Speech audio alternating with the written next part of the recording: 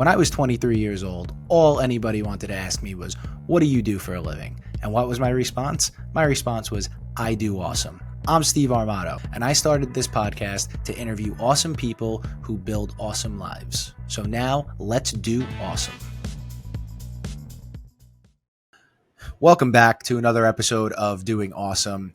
On today's episode, this is with somebody who I met during the early days of Bleacher Report. We worked on college football together. We worked on a couple big things together, and we became close friends and stayed friends throughout the process. From him moving to go work for Notre Dame, to him coming back to New York, to everything that I've been doing with Lark Media. He's somebody that I've gotten to see grow, and I've gotten to see take huge steps and mature in life. And he's somebody who we've kind of been on parallel paths together. And I'm glad to get him on because I feel like his story is going to provide you a lot of value and give you a look into what it takes really to be successful and how to always keep learning and progressing in your life. Man, it's phenomenal to have you on. What's up, man?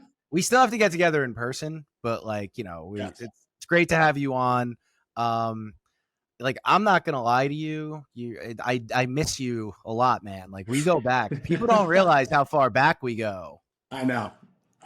It's I'm first of all obviously honored to be on, and at the same time, immediately making me think about the old days working together at Bleacher Report, and just what a time that was. Definitely, that was a hell of a first job for me, at least coming out of college and getting the opportunity to work with you and everybody. I mean, that was the best. That really was the best, man. So actually, that's really where I'm starting here. That was early days Bleacher Report, right? Yes. You have one of the more unique stories of somebody that I know, just because we were like early days. They weren't bought yet. I don't think they got bought yet. And we're grinding out college football Saturdays. We're young in our 20s. Everybody at the place at the time was just like, we're like full of piss and vinegar. Just like, yeah, I'll work as many hours as possible. Like, we're doing college football. Yeah. What talk about those early days, and then how you what happened after BR. It seems like BR was a stepping stone for everything else that took place. Yeah, I mean, so I came in to Bleacher Report in January of 2013, and at that point they had just been bought by Turner a few months earlier, but the whole transition was happening, right? And I mean, I came in as anyone would start in an entry-level production assistant job, pulling photos, doing some Photoshop work. Had no idea what I was doing, but trying to pull it together. But the thing that I remember the most about starting is this was before Bleacher Report became Bleacher Report as we know it today. And we had that small little office, and I can remember my boss at the time, Mark Cohn, who's obviously with Overtime now. Hunter Mandel, also with Overtime now, as those guys have gone on to do big things. But we were really trying to push this whole content creation, storytelling around top high school athletes, football and basketball, right? And I can remember being out in the hallway, cold calling high schools to see if we could get interviews with, star recruits on the football and basketball side. And the crazy thing, and I tell this story sometimes, is I can remember calling those athletic directors, calling those coaches, and them having zero idea what Bleacher Report was. So not only did I have to sell what I actually wanted to get out of it, but I had to explain and sell through what Bleacher Report was at the time, which nowadays, especially in the sports world, would seem crazy to have to, people would know exactly what Bleacher Report is. And so the coolest part for me looking back on it now is thinking about some of those people who we got through to who are now stars on NFL Sunday, right? And we knew them when they were 16, 17 years old and just starting out, didn't know where they're going to college yet. But, we built that thing. And like you said, man, we were working together on everything from college football to college basketball to the young athletes up and coming. And man, did we have some like, it was just such good energy. Like all those days, college football Saturdays were incredible. Right. That whole thing. Do you remember we worked on this project together? It was Quentin Nelson. You guys went. Yes. You guys went to like followed him for like 3 days. Did this whole backstory on him, and I remember we cut this whole thing. We're telling the story, and like Cone gave notes. Cone would just give notes. It felt like to give notes sometimes, and he just watches the whole thing. And like I remember we put a crossfade between like the second and third section because we didn't know how to like transition it. And the only time he's ever only given one note, he comes over, he's like, that crossfade feels like 10 minutes, just get it out, and then you're good. And and we were just like, oh my God, like I can't believe he gave no notes on this. This is the best piece we've ever done. We've ever done. If that guy had no notes, it was a shock. I mean, Yeah. to your point, I do remember that, and I remember also being like, "Wait, he must have not actually paid attention because if he only had one note, that means that he either was not focused at all, or we've created the perfect piece." And most likely it was the former. He wasn't focused, but we'll take it. We'll take it. Yeah, at the time, and then that was great. But and I mean, and we worked. You got to work with a lot of like. You'd worked with Dak when he was at Mississippi State. You worked with. I mean, I remember Jabril Peppers. Like these guys are stars in the league Yeah. now. And then kind of that propelled you to Notre Dame. How did that all come about with it? Yeah, and what I will say, and then I've got to tell this Quinn Nelson story because you have me thinking about it, especially with Quinn going to Notre Dame. So it also kind of was a through line there. But my role at Notre Dame evolved very quickly, which was incredible. I was leading our football digital video team specifically. We had a whole team that was kind of a whole content team for football. I don't want to take any type of credit like I was leading that team. That was a robust group, but the digital side from a video standpoint, absolutely. As I started my career there, and it evolved pretty quickly about a year in at Notre Dame to starting to do more with our partnership side from a corporate standpoint, and really leaning into and learning how to build kind of the sponsorship side. Notre Dame is incredibly unique in the sense of it's got that lore of everything that goes with Notre Dame football, but also from a sponsorship standpoint, we have zero activation opportunities in stadium at Notre Dame football and Notre Dame basketball, where, as you see in this day and age, you see signage in stadium, on video board, all that type of stuff. So it really relied heavily on the digital activation side. And so I got to work with our Notre Dame Global Partnerships team, who represents the multimedia rights for Notre Dame, on really trying to think creatively of how can we help brand partners activate and do really incredibly unique things with not the traditional opportunities that come along with most of the other sponsorship work they might do, right? And so Right. I got to be a part of some really cool conversations and some really cool partnerships that came together. Guinness is one of the ones that I always come back to. Obviously, Guinness is a perfect partner for Notre Dame, and that was kind of a first of its kind partnership for Guinness in the collegiate athletic space. But I will say on Guinness's behalf, like, they did it right. They went out and they did a deal with Joe Montana. He became the spokesman for the whole campaign.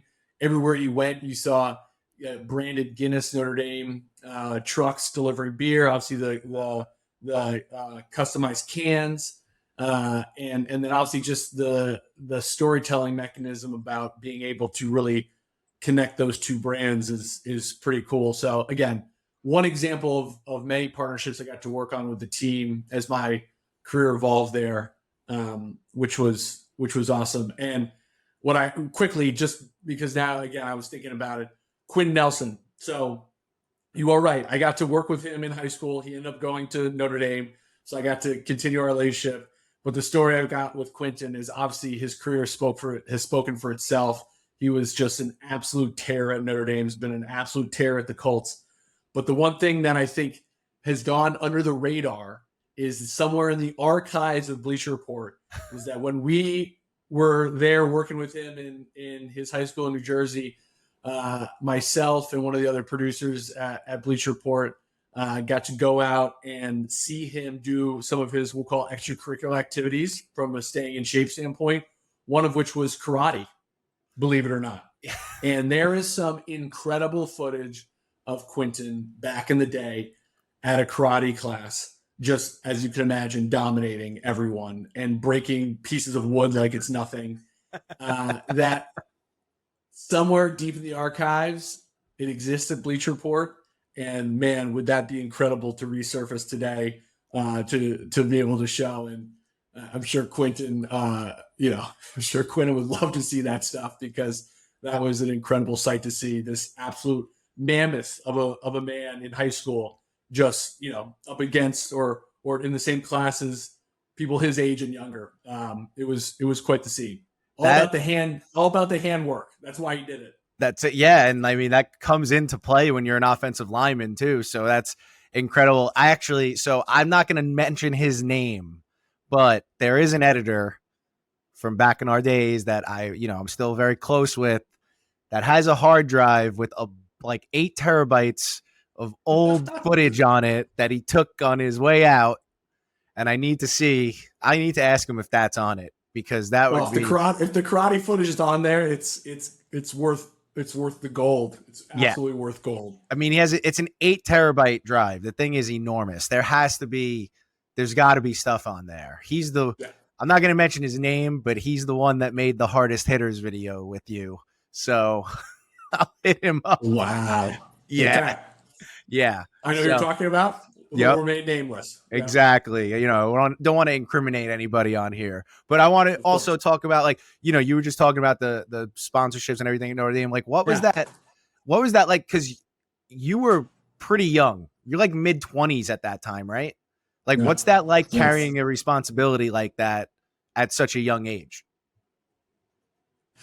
It was a lot of credit to, my boss at Notre Dame at the time, a gentleman by the name of Rob Kelly, and then obviously our athletic director, Jack Swarbrick, truthfully just allowing me both seeing the opportunity where they needed somebody internally to help manage the partnership and sponsorship side from a digital standpoint, just because of how important that was going to be for Notre Dame Global Partners.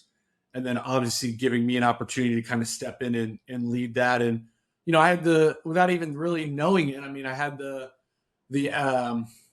the ability to have some type of history and exposure to that when I was at Bleacher Report, because, as you know, we worked on them together, all of the March Madness digital partnerships we did from a storytelling perspective, that we went out and got huge brand partnerships for, because at the end of the day, that's our mechanism through the relationship with Turner and the NCAA, was being able to tell these digital stories, whether it was the Steph Curry documentary or the first team at Kentucky under Calipari with John Wall and DeMarcus Cousins, Eric Bledsoe. Like, I had that experience and I was able to take into the role at Notre Dame.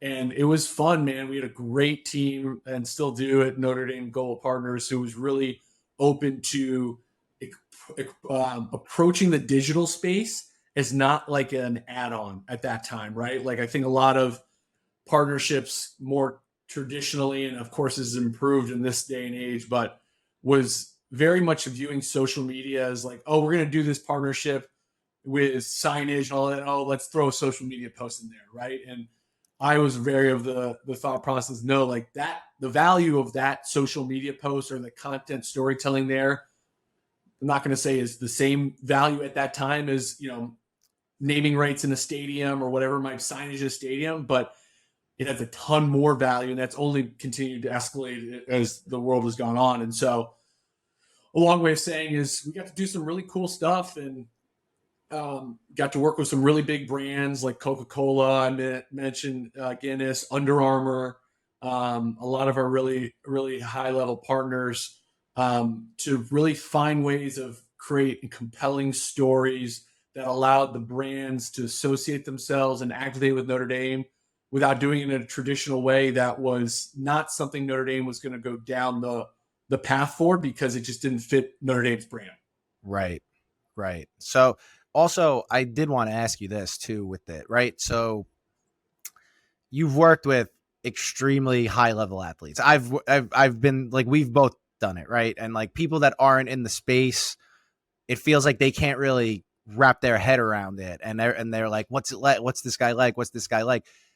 What do you like? How do you feel like explaining to people when you're like that you've worked with these athletes and that like they're just normal people? Like 98% of the people that I've worked with that are athletes are like the coolest, some of the coolest people I've ever met. They're just nice people, good people. Like, how do you go about like talking about them? Like you've worked with some really big names like Steph Curry, Dak. Like, how do you explain that to people when they ask about it? Yeah, it's a first of all, it's totally true. I couldn't agree more.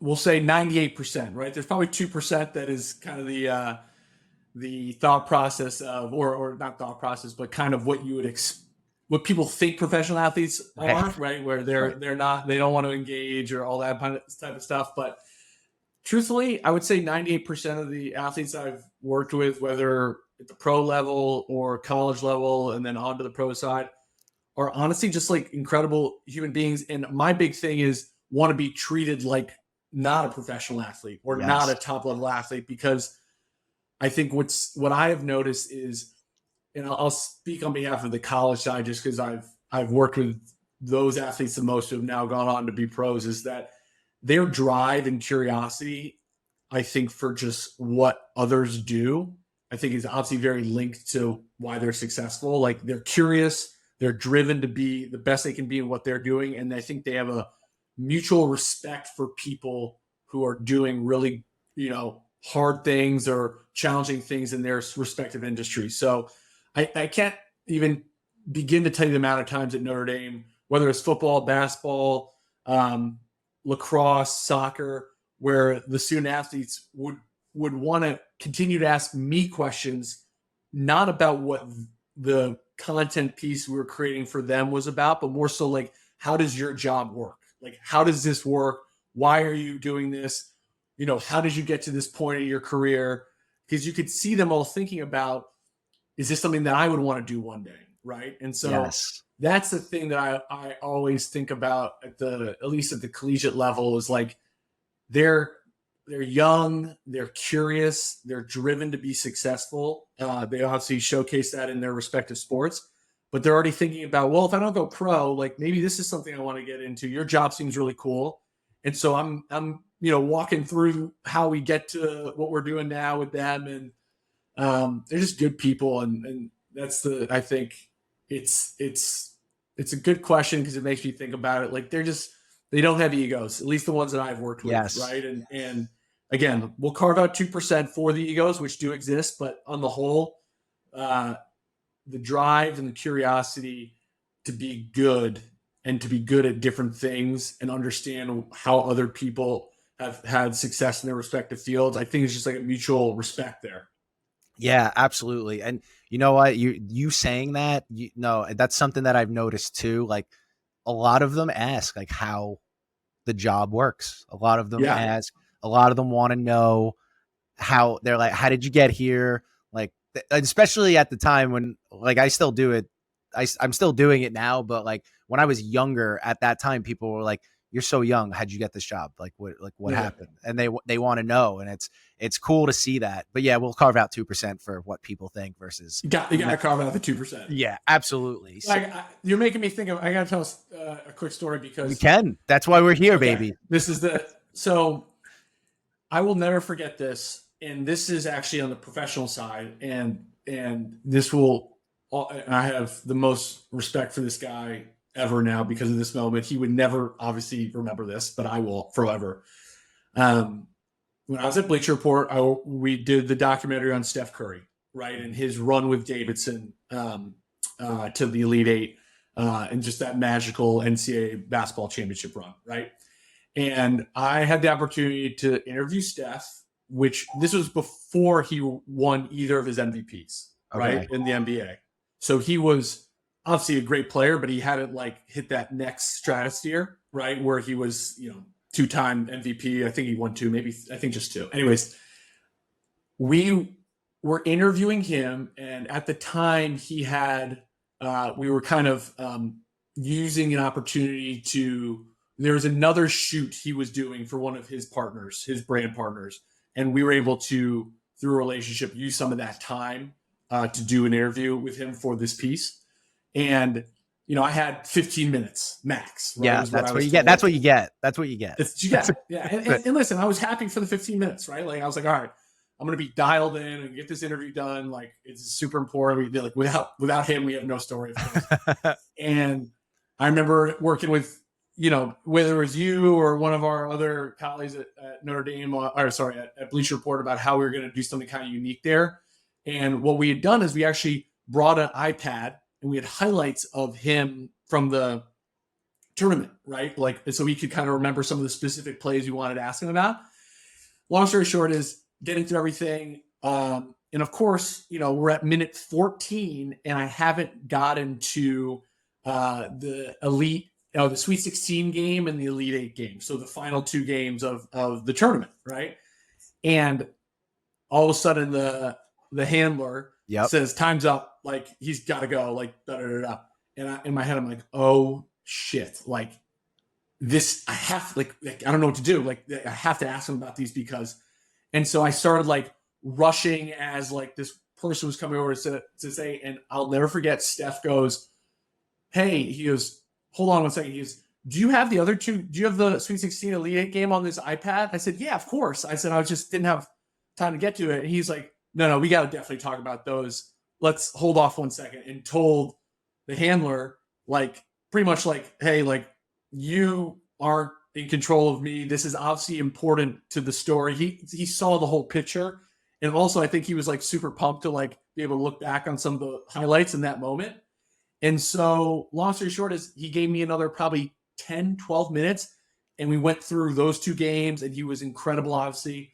But, like, I will never forget that moment, just from the ability for someone of his level to realize my job and what I needed to do in that moment and stop what was happening around him to make sure that I was successful. Because at the end of the day, if I came back to our boss and told him, yeah, I got the interview with Steph, but I left out the final 2 games, my boss would be like, are you kidding me? Like, what did you do? And so, long story short is, like, again, back to just the incredible, like, human side of these professional athletes and collegiate athletes, right? Like, Steph Curry could have easily been like, I'm done. And he just didn't, right? Right. So, anyways, this is a story you made me think of. That's amazing. That's amazing. A lot of people don't do that or don't look to do that, right? Like, right. I mean, I was just working with someone in the NFL whose handler, like, basically made him leave at the time at, like, 12. It's like he's out at 12, and at 12, like, the player was like, no, I could give you, like, 15 minutes. Because we were behind a little bit, and the player was like, I could give you 15 minutes, and his handler was like, no, like, you're out of here. And I was like, all right, thanks. I was like, thanks, but that's really cool though. Like, that's awesome. And it's great to hear that from a guy like Steph. The guy is a MVP. He's the guy's gonna be one of the greatest of all time, and he's courteous enough to, like, give you his time, and that's, like, really all you can ask of somebody, and that's amazing. So now I want to, dude, that's incredible. I want to transition to this though. So, like, you're at you were in New York with Bleacher Report. You go to Notre Dame, Indiana. It's culture shock, right? Yeah. Different. They're completely different place. It's just totally different. South Bend. What was the deciding factor now for you to get back to New York? What was the deciding factor in coming back here and where you are at now? Yeah. Great question. I think, my career at Notre Dame was incredible, right? And my wife was also working with Notre Dame in the athletic department as well. So we were having a blast. And if we were thinking about coming back from Notre Dame back east, I think it was kind of a combination of really 2 things. One is there was some personal family stuff that we wanted to get back closer to home for. But also, my wife and I, Kim, Kim Borza Donaldson. We're having a great, successful career within Notre Dame athletics. She was on the development side. Obviously, I was on the media side. And we just had one of those moments too. It's like, okay, like what's next, right? Like, what do we want to do with our careers? And I think we've talked plenty about, we loved our time at Notre Dame. Could we see ourselves coming back one day? Absolutely, right? But we also want to explore and do different things, right? And so, a long way of saying, I got an opportunity to work at a startup company back in New York called Warner Media Network. It was a podcasting company really focused on amplifying underrepresented voices. That was a really interesting learning opportunity for me. I was there for a short amount of time, probably about 8 months. And it just, for a few different reasons, wasn't the right fit for me. Also, it was a tough time in the media sector in 2022, definitely in the podcasting space as well.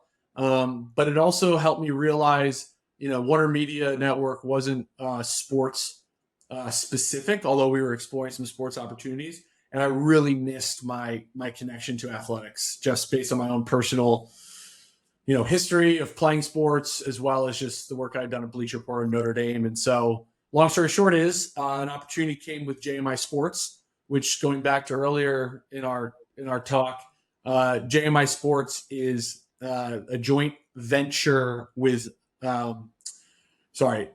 JMI Sports is a joint venture with Legends that makes up Notre Dame Global Partnerships, which was the Notre Dame sponsorship arm for their athletic department.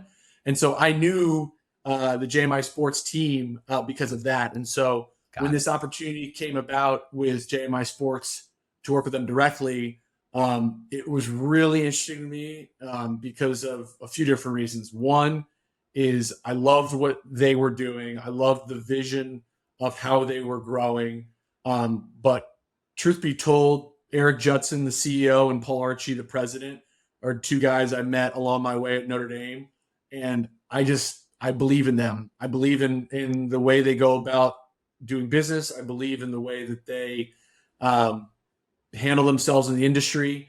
And they gave me an opportunity to come in and lead the business development side for JMI Sports, which means a million different things in a million different places. But for JMI Sports specifically, it was helping us think through what new opportunities we want to bring into our portfolio from a representation standpoint. So are there college athletic departments? Are there professional teams, leagues, whatever it could be that we could work with them to help from an agency standpoint on their marketing and sales effort? And so I've been with JMI Sports now for about 6.5 months, and it's been awesome getting the opportunity to meet so many people in the industry, both college and professional, as we try to partner with different entities and help them expand their brands through different marketing and sponsorship opportunities. And then about 3 months ago, just with some reorganization internally, I got the opportunity to keep that part of my job and then also work specifically on leading the team that oversees our existing partners in the Northeast section. So what that constitutes is we have relationships with Columbia Athletics, Harvard Athletics, and UPenn Athletics, and then the Ivy League, the A10, and the Patriot League. And so I work with all of those different partners, and then I lead a team who's working with each of those on a daily basis to bring partnership opportunities from different brands that want to use, the IP associated with those different institutions or leagues to help expand their brand from a marketing standpoint. And so, it's been a total whirlwind the last couple of months in a good way, hiring people to help support that team, meeting a ton of our existing partners from the brand side,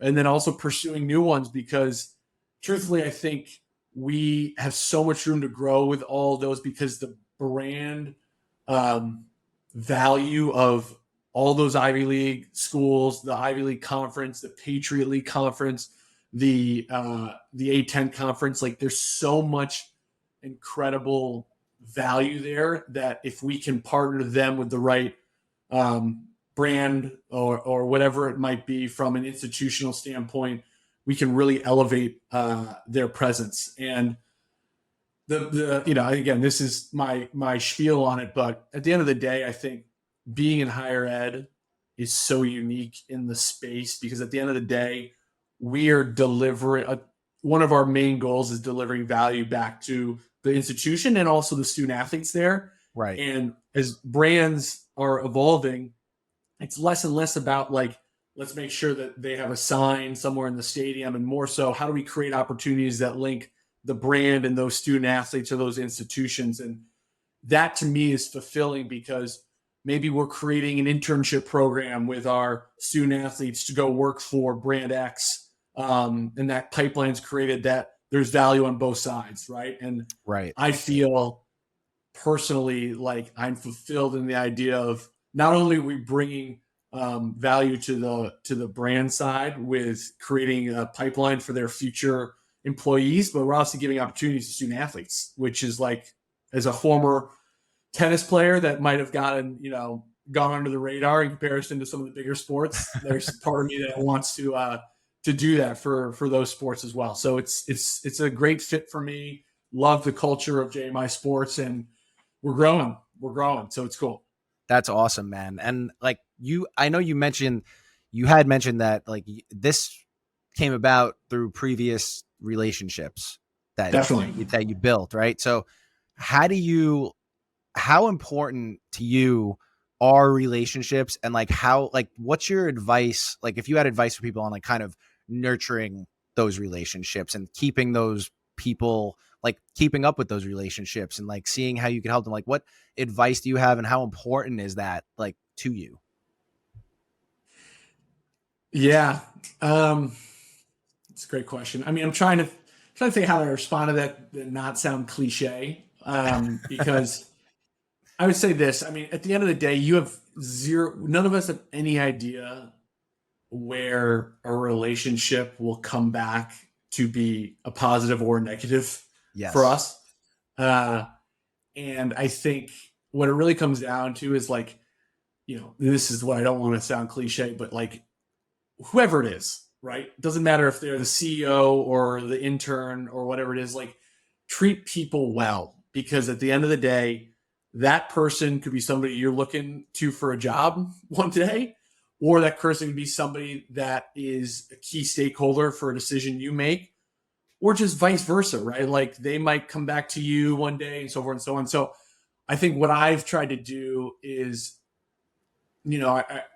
as especially right now as I'm hiring for our team, one thing I've said to some of the candidates, I've had to say that, unfortunately this wasn't the right fit for them. And I mean this holistically, is I say, listen, like, I hope you know that one day I might be coming to you for a job. And I think that I hope, although this wasn't the right opportunity or right timing for you, that we can maintain a relationship, because you wouldn't have gotten to stage X in the interview process if you weren't incredibly qualified and an incredible candidate. And so I want you to know that if I can help you with anything down the road, whether it's at JMI Sports for a future role or another opportunity that you want to reference for something else, like I'm here because like we've made this connection, we've made this relationship, and like the last thing I'm going to do is like write you off, right? Because like I started with, 6 years from now, I might be coming to them and saying, "Hey, I'd love to come work for you." And man, if I don't maintain that, or I don't leave that relationship in a good spot, although on a tough topic, when I'm telling them that they didn't get a job, Right. like shame on me, right? So Right. Yeah, that's a great way to look at it. But the thing is, you've always been like that in terms of you've always treated people well. Like ever since the day I met you, you treated people well, whether they were brand new and coming into when we worked together, like the brand new and coming in, you were never a guy who didn't look for the best in people and look to treat them well. So I feel like you've always been that way. So I'm not really surprised to hear that's how you're doing it now. And when you're on the, like you started as a PA and now you're hiring people. Like, like it's you've come a long way, but you've always been that type of person. So, that's I appreciate it. I appreciate it. it's I, incredible to me, man. I appreciate that. It means a lot. I think at the end of the day, it's something it's a value I have, and it has a lot to do with, people around me, parents, all that type of stuff, mentors I've had in the space. But I don't know, man. It's just, I've seen it happen now too many times where it all comes full circle, right? Yeah. So Yeah. And so you speak on that a little bit. You have a mentor or mentors. Like, how important do you think mentors are for anybody going through life? I think obviously it's incredibly important. I think that you just got to make a decision and this is something that's taken me years to like realize, is that you just got to make a decision for yourself, who you want your executive board to be, or whatever you want to call it. Because like, there's a handful of 4 or 5 people who are mentors to me that I really like trust and really will reach out to kind of always on big decisions, whether personal or professional, because like they're people I've asked to kind of be there for me when I need them, and they've been incredible, right? And I say that because you could make your personal board 20 people, right? But that's like kind of not realistic, right? You gotta really hone in on the 3 or 4 or 5 that are like, I'm gonna ask them questions about what I want to do with my future, personally, professionally, and actually listen to their advice versus just like making a bunch of people feel like they're on your board, right? Your Right. personal board. So Right. So now on with that too, that's a good way to put it. Actually, I don't think I've ever heard of that, like a personal board of advisors. That's a great way yeah, to put that. So I got that from somebody else too. I didn't that's, make that up I myself. mean, Yeah. still, it's great. But like now, so do you have, like, on top of that, like mentors, personal boards, like, do you have a book maybe that you've read along the way that's kind of changed the way that you've viewed the world? Oof. Um, Great question. I'm one of my New Year's resolutions every year is to read more books, and I'm slowly but surely making progress on that. Nowhere where I want to be. I guess there's one book that I read. I think it's called Death by Meetings, or Death by Meetings, or I think is what it's called. Anyways, it's a book that I always remember for one specific reason. It had talked a lot about like how the world's just been totally taken over by having too many meetings on your calendar, and you can Yes. never, which is true for all of us. But like the thing I'll never forget, and I try to institute with my team now too, is that like you got to separate like the meetings all about like tactical, like blocking and tackling, like get this thing done, get that thing done. And then the meetings that are about let's think big, brainstorm, so forth and so on. And too many times I think people like have one meeting a week and like try to do all that at once, right? And like it's impossible. Or it's not impossible, but it's just not very like practical and getting the best out of both worlds. So I really try to separate those. Say, hey, we're going to spend 30 minutes a week, like all about like tactical, like knocking these things out they need to get done. And then we are going to like end that meeting, and we're going to have a meeting later in the week that is focused on 1 or 2 topics and thinking as big as we can from an ideation standpoint. And it helps me because the brain's working differently for those 2 different things. And so, long way of saying is, I got that from that book, which I'm probably butchering the title of it right now, We'll but find that's it. something that I will find it, throw up a graphic, That's it. chop me up so it makes it sound right. Um, But you got but it from anyways, that. that's something that honestly, Steve, like small, of course, but that like changed. Like I read that a couple years ago, and like that changed my professional life in the way I organize myself and my team, from separating those 2 things. If you look at it that black and white, you can really start to differentiate what's tactical and what's like actually trying to think and be creative. And those are 2 totally separate things. And you can really bucket those appropriately if you take that meeting concept and apply it to other things in your life as well. So That's great. I actually have to read that book because I need to do that. But I was never a big meeting guy. That was kind of part of the reason I not part of the reason I left. Like, I left Bleacher Report the second time around, and my one of my gripes was there was just so many meetings about things that, like, we weren't, like, you had a meeting about another meeting, and it's like, you can't Sure. do that. It's not productive for your team. And the way you're telling me you're doing it, that's perfect. There's like like you said, like tactical and then big picture stuff. And Yeah. that's really the way to, that's a great way to do that. It's amazing. And now I want to move to this, like, outside of work, right? The big talks these days. Morning routines are like the big talk of social media. What are your thoughts on morning routines? And do you have one? I would say that I am I've developed a morning routine probably in the last since I moved back east. Okay. Definitely didn't have one before. Um, and my morning routine is uh, get up. I walk to the local coffee shop about 5 minutes from my house, which it's close enough where I will trek it if it's pouring rain Wow. because it's become the move. It's too short to drive, so I gotta do it. But then what I'll do is I'll actually have a coffee, eat something, and do a bunch of emails, read about what's going on in the world. It's kind of like the first thing earlier on in the day. Then I'll try to get a quick workout in. If I don't work out in the morning, it's not happening. I've learned that about myself. And then it's like shower and hit the day from like actual meetings and so forth and so on. So that's kind of become the thing I do. It gives me a little bit of time in the morning to like do the whole email thing, read a little bit while having like this coffee from this local place that my wife says we're going to go bankrupt because of how much I go to it, but it's all part of the routine.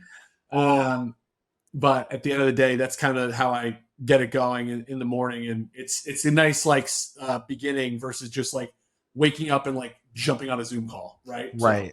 Right. And how do you disconnect from work? great question. That's probably harder for everybody than it's ever been with everything moving more virtually still, right? Yeah. Big time. Yeah, I'm kind of one of those weirdos. I think that weirdos is It's a whatever. strong word. I I don't think so, but okay. I'm one of those weirdos who has made the commitment in since the pandemic that I will dress up for the workday as if it's the workday. So like right now, like I'm wearing this, which is not like a t-shirt, right, or whatever. So like when the day is over, like I will go upstairs and like put on a t-shirt and shorts, like what I would normally wear, right. versus like, and so like you know, that's I've been doing that through the whole pandemic. I used to, believe it or not, and my wife gave me so much shit for this. I used to put like shoes on in the house, like I was wearing shoes at the Zoom, like at my computer, and she's like, "You've Wow. gone too far." Yeah, so I don't do that, but I've got the whole. I'm in my work day outfit. I don't have shoes on because she gave me too much grief about that. But at the end of the day, that's how I kind of shut it down. Is I'll change like for no reason outside of like that's the end of the day. That means work's over. Yeah, that's I. Right. You know what? That's the only reason that I actually started this podcast is because I had to do my hair. So like now I know. No, I'm Yeah. kidding, but it does help. But no, The flow is flowing. it's Looks good, ridiculous dude. right now. I'm getting it trimmed right before next No, next week. I'm getting just a little no. trim. That's it. You saw when I first started growing my hair out. You still were friends with me through the awkward days when it was like really bad. Like, and you would like we would go have drinks together, and I don't know I why would you would want encourage to be. it. I don't know No, why I we encourage you it because you got to get through that awkward stage to really get to where you're at now, right? And you're it's obviously just it's flowing at this point, and there's an awkward stage for everybody. I used to, as you know, have hair like yours. I'm keeping it a little bit tighter now because it's thinning out, which is an unfortunate situation for me. The long hair just isn't where it needs to be like it used to be. So got it. Yeah, I mean, I commend you for being friends with me because there was some bad hair back then. But I know you where just got to get through it. you got to get through it. I know we're running over. This is such a good conversation. I know we're going a little over, but I want to know, what does living an awesome life mean to you or look like to you? I mean, I think the definition of awesome life is very personal. I think that is different for everybody. For me, it's being able to be present for the moment, right? And I mean that personally, professionally, whatever it is. And so it kind of goes back to what you just asked about, like being able to like shut it down from a work standpoint and disconnecting from that. Like I think having an awesome life is being very present with whatever you're doing in that moment, whether it's having dinner with my wife or, going up and visiting my mom and dad and playing golf with my mom, or being on this Zoom call and doing this podcast with you. Like I really feel if I can be 100% or as close to 100% involved and focused on what I'm doing, that means I'm giving it my all. And that's what I view personally as like having an awesome life, because I'm giving everything I have to that moment versus trying to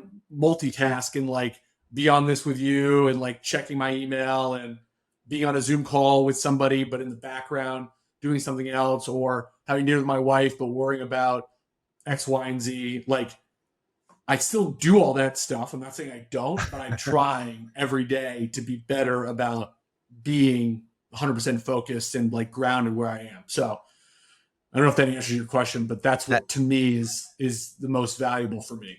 That definitely answers my question. It's a great answer. And I need to know this. What's your go-to karaoke song? Like, I just need to know. I would say, I'm singing in my head, Unwritten. There you go. The rest is still unwritten. Natasha Bedingfield, Unwritten is my karaoke song. For some reason, over the course of that came out in 2004, and obviously that song is stuck with me. I feel 100% confident that if I got up on a karaoke stage, I do not need the prompter. I know every word of that song. Why, I couldn't tell you, but that is it. That's the answer to your question. Wow, I love that.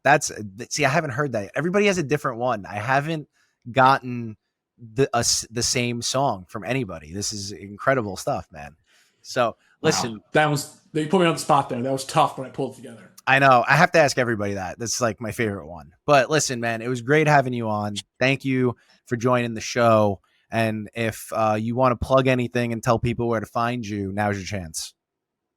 No, I don't want to plug anything except for I think it's awesome that you're doing this, Steve. I think you yourself obviously can be on the show, is what you built with Lark. It's incredible. And watching your own career grow is super cool. From the Bleacher Report days all to obviously being your own CEO and running your own shop. So kudos. And thank you for having me on, man. Of course, man. And I appreciate the kind words, and we're going to get a date for dinner or NFL Sunday right after this. We'll get it on the books, but everybody awesome. Thank you for listening, and remember to subscribe and leave a review, please, on Spotify, on Apple, subscribe on YouTube.